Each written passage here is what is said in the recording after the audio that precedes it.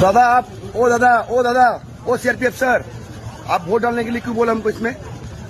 आप क्यों बोले इसको? बोलिए हमको। आप तो न्यूट्रल है, आप तो न्यूट्रल, इसमें क्या वोट डालने के लिए बोले? बोलिए। आप बीजेपी के लिए प्रचार कर रहे हैं क्या? आप क्यों हमको बोले इसमें वोट डालने के लिए? बोलिए, काय चल जा रहे? बोलिए, काय बोले आप?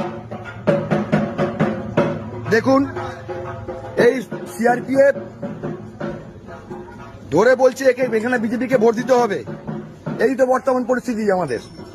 ইলেকশন কমিশন থেকে শুরু করে বিজেপির ক্যান্ডিডেট ঘুরছে, সঙ্গে সিআরপিএফ বলছে যে বিজেপিকে ভোট দিতে হবে।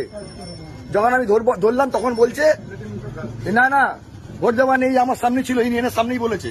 তোমার সামনে বলেছে কিনা বলো যে ভোট দিতে হবে? বলছে কমিশনের সঙ্গে যে লোক ঘুরে এখানে বিজেপির ক্যান্ডিডেট সঙ্গে যে ঘুরছে সিআরপিএফ, সে বলছে বিজেপিকে ভোট দিতে হবে। বর্তমান পরিস্থিতি কি বলুন আপনারা?